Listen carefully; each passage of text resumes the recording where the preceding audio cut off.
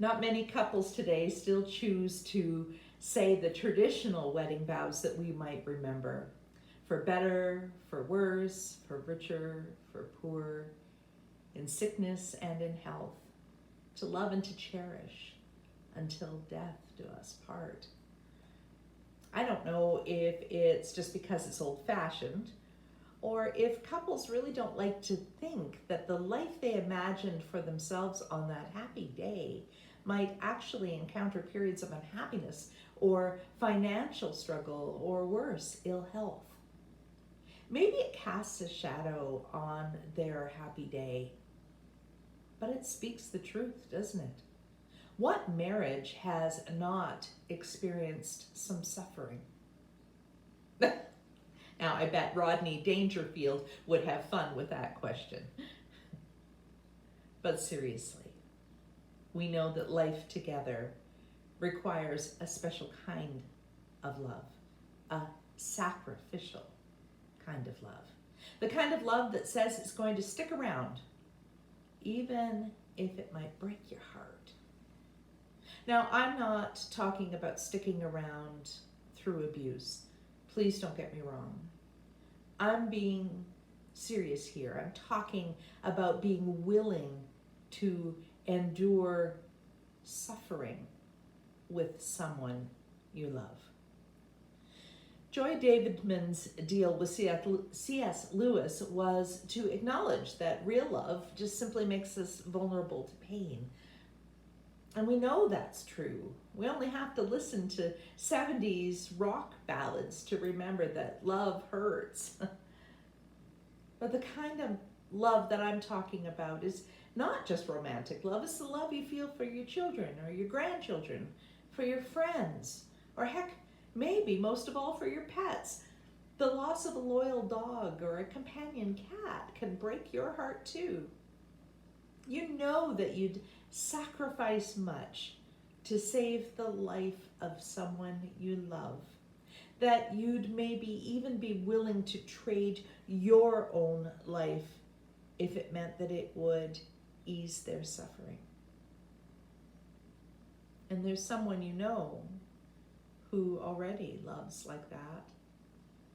He gave up more riches than you could imagine to come on a rescue mission. Although he didn't deserve it, he was betrayed, he was whipped and beaten as he strove to fulfill that mission. Soon after, he died by one of the most painful forms of execution that humans have ever invented. He loved us and gave himself as a ransom for all. The rescuer, Jesus, died for love.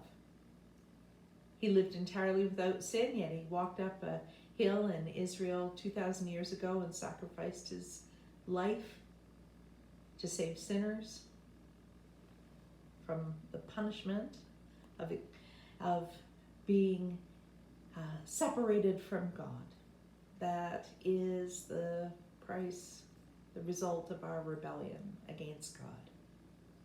Now, he didn't put stipulations on his love, such as waiting for us to clean up our act first or caring for only the best of humankind.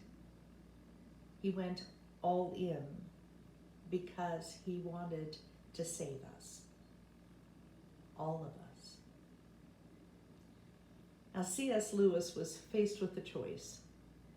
He could avoid pain, or at least more pain than he thought he could bear. All he had to do was say goodbye to Joy Davidman. Or he could open himself up to the glory of loving and being loved by someone so very thoroughly, if only for so very short period of time. He was scared. He was a smart man. He knew that there was suffering ahead if he opened his heart. But love for Joy made him brave enough to do it. So often, doing what is right is also what costs us the most. Last week when we met Philemon, we learned that he likely suffered some hurt pride and public humiliation when he decided to act like a follower of Jesus and forgive Onesimus and welcome him back into his household, not so much as a slave, but as a brother in faith.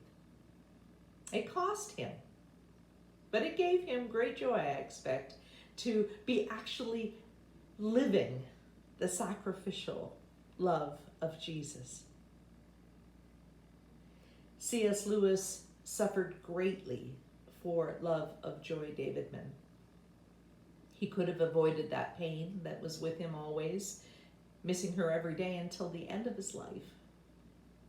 But ultimately, I believe that he wouldn't have changed anything if it meant missing the time that they did share together. I have seen it over and over, that miracle when the raw grief of loss transforms into a wondrous and deep sense of gratitude. Even though we are so sad about what we will not have, the loss of all those future plans and expectations, we can be still so very, very thankful for all that we have had together. And we can let our loved ones go. That is God's kind of sacrificial love.